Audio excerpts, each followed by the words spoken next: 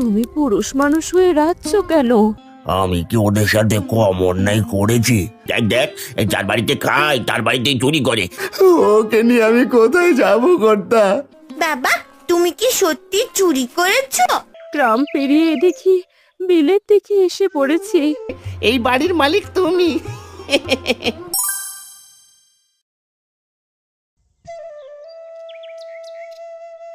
মা, ও মা, সেই কখন থেকে চুলগুলো খুলে বসে আছি, তেল নিয়ে আসো এবার।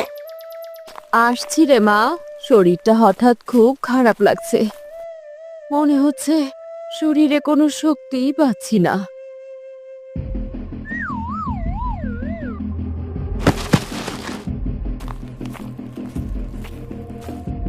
মা, ও মা, কি হয়েছে গো তোমার? ও মামা, চোখ খুলো, কথা বলো। কে কোথায় আছো তোমরা? মাঝি আর কথা বলছে না গো। কে কোথায় আছো? কিরে তেমনি, কি হয়েছে? তুই এভাবে চেঁচাচ্ছিস কেন? কি হয়েছে তোর মায়ের? জানি না গো কাকি, মাঝি আর কথা বলছে না। মা, ও মা।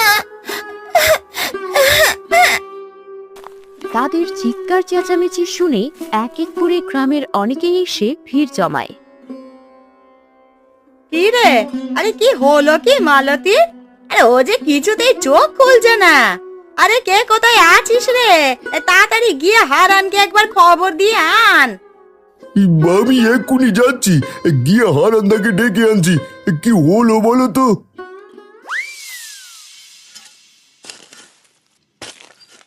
হারান্দা, ও হারান্দা, এই সর্বনাশ হয়ে গেছে, তাড়াতাড়ি বাড়ি চলো। কেন রে পাচু, কি হয়েছে? কার কি হয়েছে বল আমায়। বৌদি যে হঠাৎ অসুস্থ হয়ে পড়েছে গো। সবাই কত চেষ্টা করছে কিন্তু কিছুতেই কোনো জ্ঞান ফিরছে না। তুমি তাড়াতাড়ি চলো হারান্দা। কি বলছিস পাচু? হে উপরওয়ালা, এ কোন বিপদ এলো? পাচু তুই চল আমার সাথে, কবিরাজকে নিয়েই বাড়িতে যাব। হ্যাঁ হারান্দা, তাই বরং ভালো হবে। দেরি না করে তাড়াতাড়ি চলো।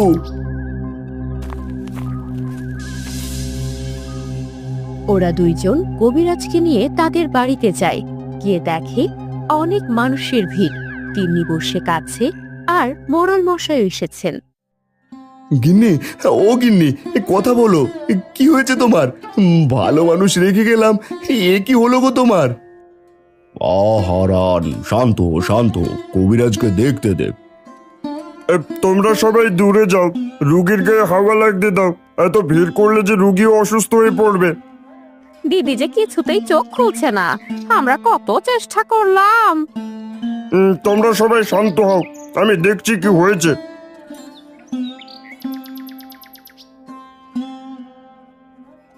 কি হলো কবিরাজ মশাই, কোনো কিছু বুঝতে পারলেন কি হয়েছে? না মোড়ল মশাই, তেমন কিছুই ঠাউর করা সম্ভব হচ্ছে না। কি হলো মালতীর? টের না পেলে কি করে বুঝবো কি হয়েছে? কি করে সুস্থ হবে ও? তুই কোনো চিন্তা করিস না, আমি কিছু ওষুধ দিচ্ছি, সেগুলো নিয়ম করে খাওয়াবি, দেখবি ওপরওয়ালার কৃপায় সবকিছু ঠিক হয়ে যাবে। আমি তবে এবার চলি, আর রুগীর কাছ থেকে সবাই সরে দাঁড়াও, ওর গায়ে হাওয়া লাগতে দাও। হরান, এই ওষুধগুলো শেষ হলে সময় মতো আবার নিয়ে আসবি। কবিরাজ চলে যান। ধীরে ধীরে সবাই চলে যায়। লতা মালতীর হাত ধরে বসে থাকে। লবণী তিন্নির পাশে এসে বসে। তুই বরং 2-3 দিনের জন্য কাজে আসিস না, আমি ওদিকটা সামলে নেব। তুই তোর গিন্নির খেয়াল রাখিস। কিন্তু কর্তা, ওদিকে যে অনেক কাজ পড়ে আছে। এসব নিয়ে তোকে চিন্তা করতে হবে না। এই হারুপ, চল, আমি আসি রে হারান। দাদা, তোমাদের কোনো প্রয়োজন হলে আমায় জানাবে, আমি আছি। আমি কিছুক্ষণ পর তোমাদের জন্য খাবার দিয়ে যাবক্ষণ। না বৌদি, এসব কথা যদি গদাই দাদা কোনোভাবে জানতে পারে তাহলে যে তোমার উপর খুব রাগ করবে। তুমি এসব ভেবো না, তোমাকে যা বলেছি তা শোনো। দিদির খেয়াল রেখো। তিন্নিমা, তুই কোনো চিন্তা করিস না, ধীরে ধীরে সব কিছু ঠিক হয়ে যাবে। আমি যাই।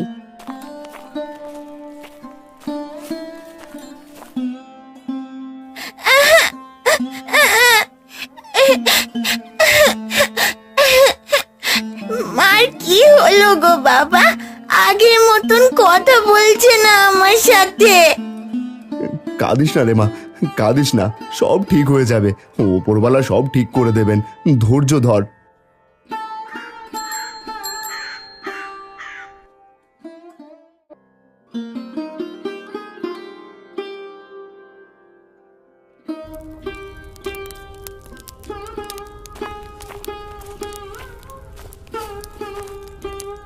কি গো, তোমরা কেন রান্না করছো? তুমি পুরুষ মানুষ হয়ে রাঁধছো কেন? সরে এসো, আমি রেঁধে দিচ্ছি। কি কাণ্ড করেছো? হ্যাঁ, তুমি কেন উঠেছো? হাই হাই, কখন বুঝি পড়ে যাই। খবরদার, তুমি বিছানা থেকে একদম উঠবে না বললাম। বিছানায় শুয়ে থাকো। তাই বলে তুমি এভাবে কাজ করবে? ঘর থেকে তোমার বাপ মেয়ের কথা শুনে আমি যে আর সইতে পারলাম না গো। তোমরা সরো, আমি রাখছি। আমার কিচ্ছু হবে না। তোমরা পারবে না গো। লতা দিদিকে বললেও তো খাবার দিয়ে যেত। রোজ রোজ আর কত বিরক্ত করি বলো তো। এর থেকে ভালো আমরা বাপ মেয়ে রেঁধে খেতে পারি। তুমি এখানে দাঁড়িয়ে না থেকে যাও তো, ঘরে যাও, শরীর খারাপ করবে যে আরো। কিরে হারান, তোর গিন্নির এখন কি অবস্থা? আগের থেকে সুস্থ হয়েছে? কর্তা, আপনি? তিনি মা, একটা পিড়ি এনে দে তো কর্তাকে। না না, কিছু লাগবে না, বসবো না। তোর গিন্নির কি অবস্থা তাই দেখতে এলাম। এই নে, এই ফলমূলগুলো তোর গিন্নিকে খাওয়াস। জ্ঞান ফিরেছে দুদিন হলো কর্তা। ঠিক মতো খেতে পারে না, আর হাঁটতেও পারে না। আহারে, কি যে হলো কে জানে। তা তোর বাপ মেয়ে রান্নাঘরে কি করছিলি? আর বলবেন না কর্তা, বাপ বেটি মিলে রান্না বসিয়েছিলাম। অন্যরা আর কত দেবেন বলেন, নিজের কাছেও তো খারাপ লাগে। তাই বুঝি তোরা দুজনে রেঁধে খাচ্ছিস? হ্যাঁ কর্তা, কি করব বলুন, মালতীকে দিয়ে তো আর কাজ করাতে পারি না। তবু ওই অসুস্থ অবস্থাতে এসেই বলছে সে রাঁধবে। যতই হোক, ঘরের বউ বলে কথা, স্বামী সন্তানের কষ্ট কি আর সইতে পারে? না হারানের গিন্নি, তুমি বিশ্রাম নাও গিয়ে। কাজ করতে হবে না তোমায়, নয়তো শরীর আরো খারাপ করবে। যে জন্য আসা। হারান, বেশ কয়েকদিন তো হলো রে, একা হাতে যে কাজ সামলাতে পারছি না। তুই বরং কাল থেকে কাজে আসিস। হ্যাঁ কর্তা, আমিও তাই ভাবছিলাম। কাল থেকে আমি সকাল সকাল কাজে চলে যাব। সকাল সকাল আসতে হবে না, এদিকটা সামলে নিয়ে তবে আসি। আমি আজ চললাম রে। এই চল হারু।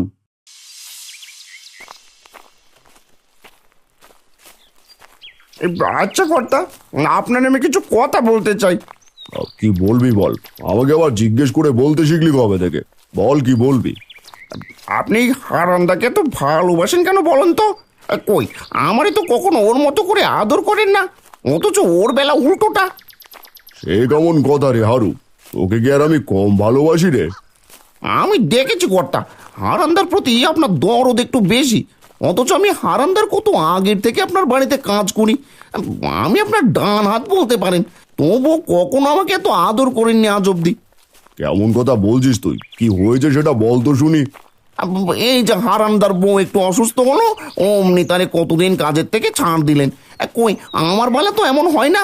আমারও তো বউ বাচ্চা আছে, আপনার কাছে 2 দিনের জন্য ছুটে চাইলেও আমার দেন না। তোর কথায় কেমন যেন হিংসের গন্ধ পাচ্ছি। এমনটা করিস না রে হারু। তুই আমার কাছে যেমন, হারানো আমার কাছে তেমন। পা চালা।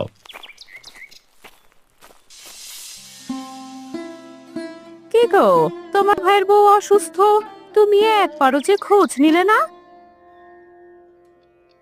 কি গো, এই কিছু বলছো না যে? দিদি যে খুব অসুস্থ, শুনেছ সেই কথা? কিভাবে যাই খোঁজ নিতে বলো তো? আমি কি ওদের সাথে কম অন্যায় করেছি? খোঁজ নিতে চাইলেও যে লজ্জায় পারি না। আমারও যে কষ্ট হয়। হারানের বউ লাবণীকে বড্ড আদর করে। দিদির জ্ঞান ফিরেছে শুনলাম। হারান্দার খাবার চাইতে লজ্জা করে, তাই তিনি নিজেই রান্না করে খায়। আমি তো আর জোর করে কিছু করতে পারি না। যদি এ সময় তুমি পাশে নেই, তাহলে কি ভাববে বলো তো? কি ভাববে? তুমি একটু ওদের আপদে বিপদে থেকো, ওপরওয়ালায় ভরসা।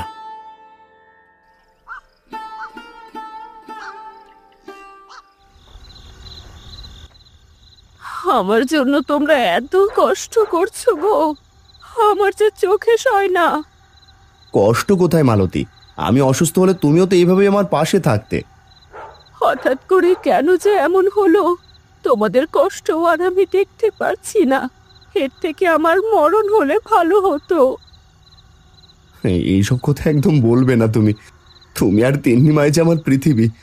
কোনো রকম একটু খেয়েছো, এবার ওষুধগুলো খেয়ে নাও দেখি।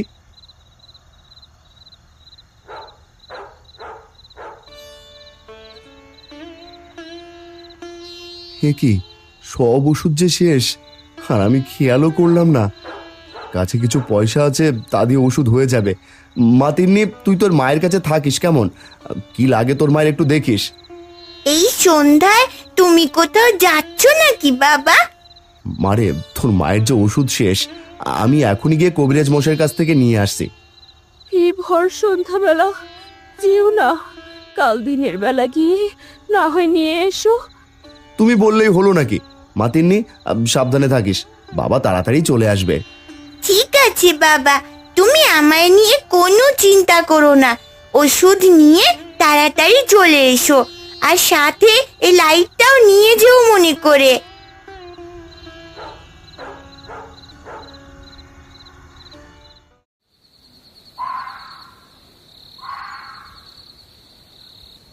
এই পয়সাগুলোই শেষ সম্বল। এরপর যে কি হবে কে জানে, পরে কি হবে তা না হয় দেখা যাবে। আপাতত আগে মালতীর জন্য ওষুধ নিয়ে যাই।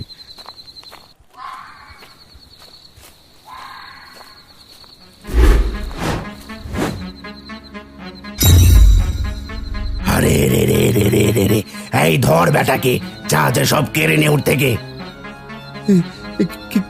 কে তোমরা? আমার কাছে কিছু নেই, আমায় ছেড়ে দাও। এইটা নিও না, তোমাদের পায়ে পড়ি, নিও না, ছেড়ে দাও। এটাই যে আমার শেষ সম্বল। এই পয়সাগুলো নিলে যে ওষুধ নিতে পারবো না। ভালোই ভালোই টাকার পুটলিটা ছেড়ে দে বলছি, নয়তো কিন্তু ভালো হবে না। না না, আমি কিছুতেই ছাড়বো না। বাঁচাও, কে আছো? বাঁচাও, ডাকাত ধরেছে, বাঁচাও। তবে রে, ভালোই ভালোই বলেছিলাম, গায়ে লাগলো না। এই নে তবে। এই কে রে, কে কে ওখানে? হ্যাঁ কে? এই পালা পালা পালা, আরে বেটা তাড়াতাড়ি পালা, লোকজন এদিকে আসছে। গোদাইদা, এ কি গো? এই তো দেখছি হারান্দা। ও হারান্দা, কি হয়েছে? এই হারান ভাই আমার, কি হলো তোর? কি হলো, কথা বল। এই হার তোর কি করে হলো রে? হারান ভাই কথা বল।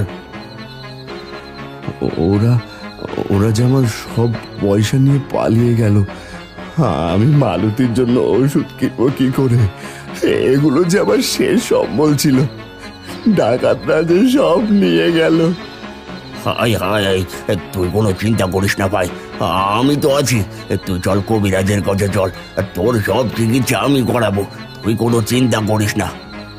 কিন্তু দাদা, তুমি তো... না দাদা, তোমরা বাড়ি ফিরে যাও, আমি কোনো না কোনোভাবে ঠিক ব্যবস্থা করে নেব। এখন বেশি কথা বলার সময় নেই, তুই চল তো। এতদিন শুধু তোদের ওপর অত্যাচার করে এসেছি, এবার তোদের জন্য কিছু করতে দে আমায়। এই পাচু, হারানদাকে ধর। হ্যাঁ গোদাইদা, তুমিও হারান্দাকে তুলে ধরো, নিয়ে যাই তাড়াতাড়ি।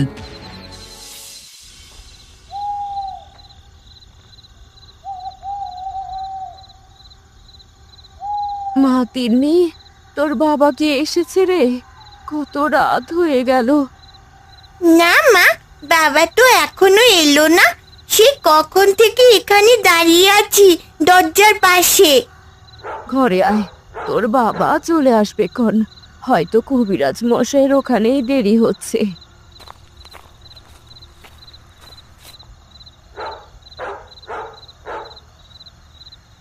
বাবা, ও বাবা, কি হয়েছে তোমার? ও কাকু, বাবার কি হয়েছে গো? কিছু হয়নি রে মা। দাদা, বসবে না? কতদিন পর এলে। না রে হারান, তোরা নিজেদের যত্ন নিস, কিছু প্রয়োজন হলে আমায় জানাস। মালতী ভাবি, তোমার শরীর এখন কেমন আছে? এখনো ঠিক মতো উঠতে পারি না রে ভাই। হে কি ওগো, তোমার মাথায় কি হয়েছে? এই ব্যান্ডেজ কেন? রক্ত কেন গো? তেমন কিছু না ভাবি, কিছু ডাকাত পড়েছিল পথে, এখন আর ভয় নেই। কিছু প্রয়োজন হলে জানাস কিন্তু।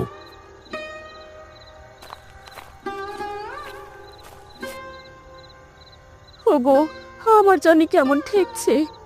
তোমার ভাই যা বললো তা কি ঠিক? কপাল খারাপ থাকলে যা হয় আর কি। আর বলো না, বটতলায় ডাকাতের খপ পড়েছিলাম, যা পয়সা ছিল সব নিয়ে গেল। ভাগ্যিস গদাই আর পাঁচু গিয়েছিল, তাই প্রাণে বেঁচে গেছি। হায় হায়, কি অলক্ষণে কাণ্ড! কত করে না করলাম তোমায় যে ভর সন্ধ্যাবেলা চেয়েও না। এই এই ওষুধ কেমন করে কিনলে তাহলে?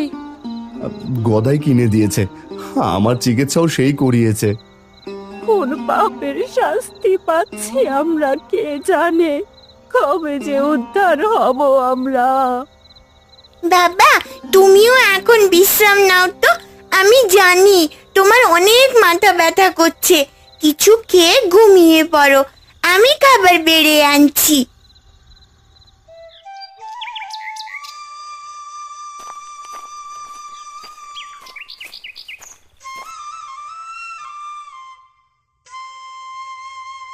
কি রে হারান, এ তোর কি হাল হয়েছে রে? তোর কপালে কি হয়েছে?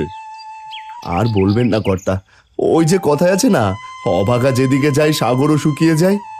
গতকাল রাতে ওষুধ আনতে যাওয়ার পথে ডাকাত ধরেছিল, আর এই হাল করেছে।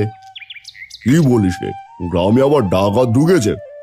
তুই এই অসুস্থ শরীর নিয়ে আসতে গেলি কেন রে?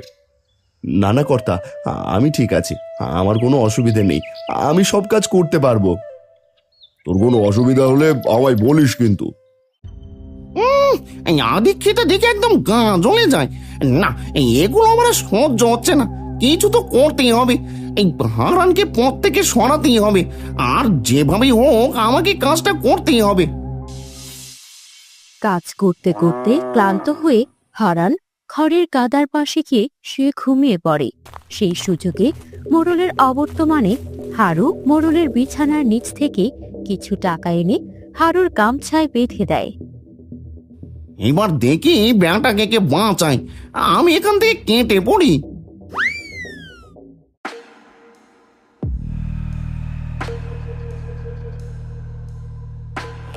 হারু, হারু, এখানে আমার পয়সাগুলো কোথায় গেল রে? হারু, কোথায় গেলি? ডাকছি, শুনতে পারছিস না?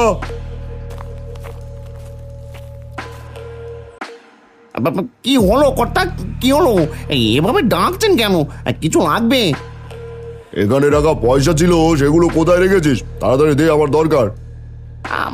সে কি কর্তা, আমি আপনার পয়সা কেন নিতে যাবো? আমি তো কোথাও রাখিও নি, আর আজ আপনার ঘরেও ঢুকিনি। তাহলে গেল কোথায় টাকা? টাকাগুলো তুই আর আমি ছাড়া তো কারো জানার কথা নয়, কারণ আমার ঘরে শুধু তুইই যাস। কর্তা, আমার মনে হয় কি ওই হারান্দা এখান থেকে পয়সা হাতিয়েছে। আপনি একবার খোঁজ নিয়ে দেখুন, আজ কিন্তু বিছানা পরিষ্কার করে হারান্দা আপনার ঘরে ঢুকেছিল। তোর কি মাথা খারাপ হয়েছে? হারান কখনোই এমন কাজ করবে না, ওর প্রতি আমার বিশ্বাস আছে। বেশি বিশ্বাস করেন বিদায় সে এমন করেছে, ভেবেছে আপনি ওকে ধরতে পারবেন না। আমি বলি কি, একবার খোঁজ নিয়েই দেখুন, যদি না নিয়ে থাকে তাহলে তো ভালোই, কিন্তু যদি নিয়ে থাকে। বলছিস? আচ্ছা চল দিকে একবার খোঁজ নিয়ে। হারান এখন কোথায়? আসার সময় দেখলাম কাঁচ বাদ দিয়ে আরামসে ঘুমাচ্ছে। হারান, হারান, ওঠ, জরুরি দরকার আছে। কর্তা, আসলে ক্লান্ত হয়ে চোখ লেগে এসেছিল, তাই ভুলে এখানে ঘুমিয়ে পড়েছিলাম। কি লাগবে আমায় বলুন। কিরে, তোর গামছা আবার কি বেঁধে রেখেছিস? আগে তো খেয়াল করিনি, দেখি। এ কি, এগুলো আবার আমার গামছায় কি বাঁধা? আমি তো কিছু বাঁধিনি। দীক্ষেতা হচ্ছে চুরি করে আবার ভালো সাজার চেষ্টা। চুরি? কিসের চুরি? কি বলছেন হারুদা? কর্তা কি বলছে? কিসের চুরি? আমি তো কিছুই বুঝতে পারছি না।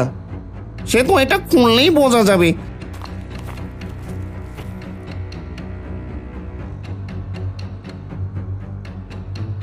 এই কর্তা দেখুন, আমি বলেছিলাম না এই বেটাই চুরি করেছে।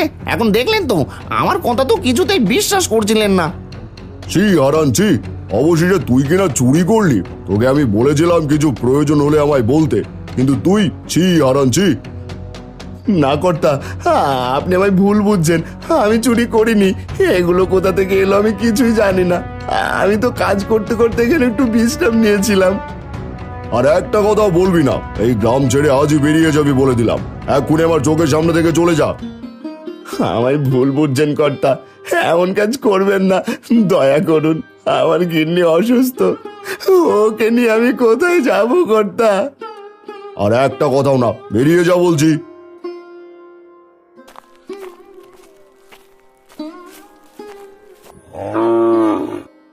গ্রামবাসী আর মোড়ল সকলেই হারানদের বাড়ির সামনে ভিড় জমায়। হারান, অসুস্থ মালতী ও তিন্নি সবাই একসাথে ঘর থেকে বের হয়ে গ্রাম থেকে চলে যেতে থাকে। পথে এই করুণ দৃশ্য যেন সকলেই দাঁড়িয়ে উপভোগ করছে। দেখ দেখ, যার বাড়িতে খায় তার বাড়িতেই চুরি করে। কত বড় চোর যাচ্ছে দেখ। বাবা, আমরা কোথায় যাচ্ছি বলো তো? আর সবাই তোমার চোর চোর কেন বলছে? বাবা, তুমি কি সত্যি চুরি করেছো? তোর বাবা যদি 7 দিন না খেয়েও থাকে তবু কখনো চুরি করবে না রে মা। ওরা সকলেই অন্ধের চশমা পরে আছে, তাই দেখতে পাচ্ছে না। তাহলে কেন আমাদের গ্রাম থেকে বের করে দিচ্ছে? তুমি যদি চুরি না করো, মোড়ল মশাইকে গিয়ে বুঝিয়ে বলো। অনেক বলেছি মালতী, কিন্তু কিছুতেই তিনি শুনলেন না। বড্ড খারাপ কপাল আমাদের। এই যে তোমার অসুস্থ শরীর নিয়ে এখন গ্রাম ছেড়ে যেতে হচ্ছে। মোড়ল মশাই, হারান কখনো চুরি করতে পারে না। নিশ্চয়ই আপনার কোথাও কোনো ভুল হচ্ছে। আমিও হারানকে বিশ্বাস করতাম, কিন্তু আমি ওকে হাতে নাতে ধরেছি। নিজের চোখে তো আর অবিশ্বাস করতে পারি না। 2 দিন আগের ভাইকে দেখতে পারতো না, তার আবার দরদ দেখো। একবার ভালো করে ভেবে দেখুন, এমনিতেই তারা অসুস্থ। মাথা থেকে ব্যান্ডেজ এখনো খোলেনি। মালতী বৌদি এখনো সুস্থ হয়নি। এমন অবস্থায় তাদের একেবারে গ্রাম ছাড়া করলেন। ঠিক ভুল আমায় তুই শেখাচ্ছিস কথায়? 2 দিন আগেও তো তোর ভাইয়ের নামে বদনাম করে বেড়ালি। যা বলেছিস সে কথা থেকে আমি আর এক পাও নড়বো না। আর যে পারছি না। এদিকে সন্ধ্যা হয়ে এলো, গ্রাম পেরিয়ে দেখি বিলের দিকে এসে পড়েছি। হ্যাঁ গো মালতী, দূরে একটা কুটির দেখা যাচ্ছে না? চলো দেখি আজ রাতটুকু আশ্রয় দেয় কিনা। তিনি মা, আর একটু পা চালামা।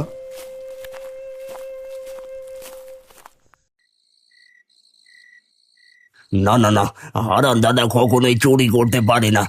নিশ্চয়ই কোথাও কোনো বড় ভুল হয়েছে। গ্রামের সবাই জানে হারান্দা কখনো এমন কাজ করবে না। কে জানে ওরা এখন কোথায় আছে? এই অসুস্থ শরীর নিয়ে কোথায় আশ্রয় পাবে ওরা? দেখবে, ওরা নিশ্চয়ই কোথাও না কোথাও আশ্রয় পাবে। ওদের মতো ভালো মানুষ কখনো হেরে যেতে পারে না বউ। তাই যেন হয় গো। আমার যে বড্ড চিন্তা হচ্ছে ওদেরকে নিয়ে। সাথে যে ছোট মেয়েটাও আছে।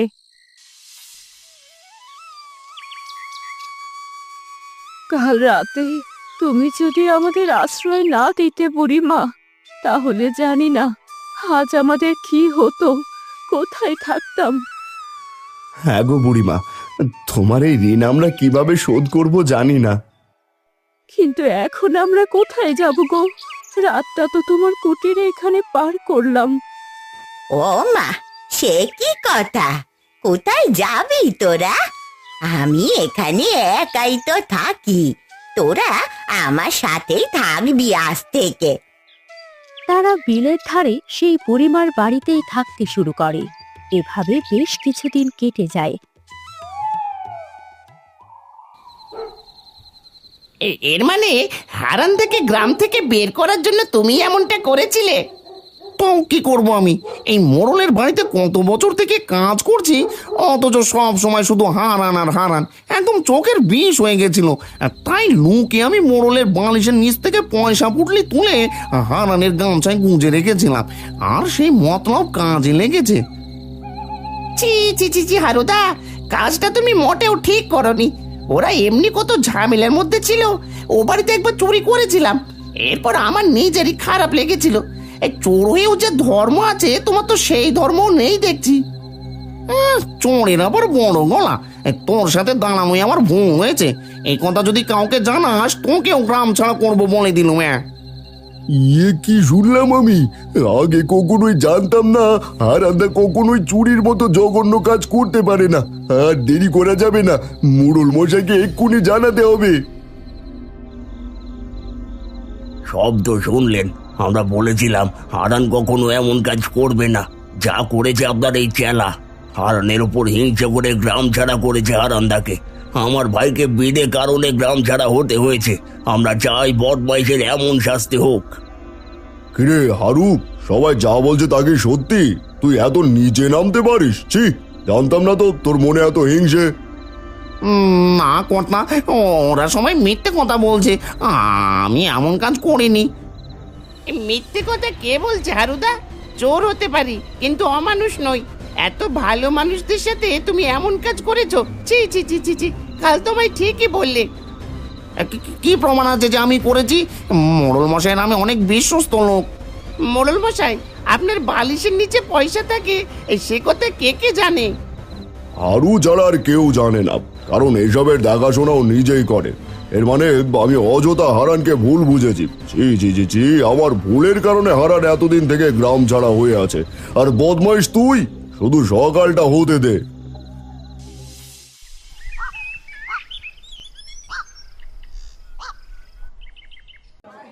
পরের দিন সকাল হতেই কিছু গ্রামবাসী, মোড়ল সবাই মিলে বিলের ধারে যায়। মোড়ল ভ্যানে উঠে যায় আর হারুকে ভ্যানের পেছনে বেঁধে টানতে টানতে নিয়ে যাওয়া হয়। গ্রামের সকলেই তাকিয়ে এই দৃশ্য দেখতে থাকে। বাবা বাবা, দেখো অনেক মানুষ এদিকেই আসছে মনে হচ্ছে। তাই তো দেখছি। মালতী, এদিকে এসে দেখে যাও, বিলের পাশ দিয়ে কত মানুষ এদিকে আসছে। আমাদের মোড়ল মশাই না ভ্যান গাড়িতে। হারান, আমাকে তুই ক্ষমা করে দে, আমি তোকে বুঝতে পারিনি, আর তোর কথা শুনিনি। আর আজ সব প্রকাশ পেয়েছে তুই চুরি করিসনি। সব প্রকাশ পেয়েছে মানে? কি বলছেন কর্তা? কিছুই তো বুঝতে পারছি না। আমি বলছি তোমায় হারান্দা, এই হারুদা হিংসে করে তোমায় চুরির দায়ে ফাঁসিয়েছিল যাতে মোড়ল মশাইয়ের কাছে তোমার জায়গা নিতে পারে। কিন্তু কথাই আছে না, সত্যি বেশি দিন চাপা থাকে না। আমরা বলেছিলাম ও কখনো এমন কাজ করবে না। আজ যদি এই বুড়িমা আমাদের আশ্রয় না দিত, তাহলে হয়তো আমাদের কোনো রাস্তায় থাকতে হতো। আমি সত্যি খুব লজ্জিত হারান বউ। আমি তোমাদের নিতে এসেছি। বুড়িমা, তুমিও চলো আমাদের সাথে। অনেক কষ্টে খোঁজ করে এসেছি, খালি হাতে ফিরবো না। দেখো, সাথে অনেকে এসেছে। তুমি এই অসময়ে ওদের পাশে দাঁড়িয়েছো, ওদের যত্ন নিয়েছো।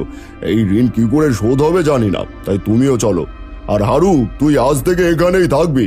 যদি তোকে গ্রামের ত্রিসীমানায় দেখি তো তোর অবস্থা খারাপ হবে বলে দিলাম। এরপর হারুকে ফেলে রেখে সকলেই ভ্যানে চেপে এবং কিছু মানুষ হেঁটে রওনা দিল তাদের গ্রামের দিকে। কি হারুদা, কেমন লাগছে এখন? এবার তো আমও গেল, ছালাও গেল। কথাই আছে না, কারোর জন্য গর্ত খুললে সেই গর্তে নিজেকেই পড়তে হয়। বাঁধনটা একটু খুলে দে না রে, বড্ড লাগছে তো। ও আমার সাধ্য নয় গো। থাকো এখন থেকে বিলের পাশে, এই বাড়ির মালিক তুমি।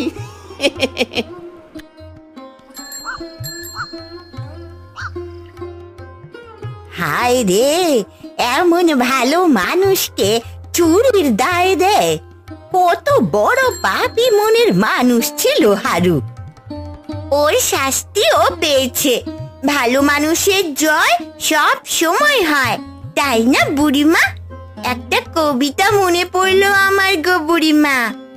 অপরে দুঃখ দিয়া আপনার লাগি খুঁজে যে সুখ, বিধাতা রুষ্ট হন হেরিয়া অমন মুখ। পাগলি মেয়ে আমার।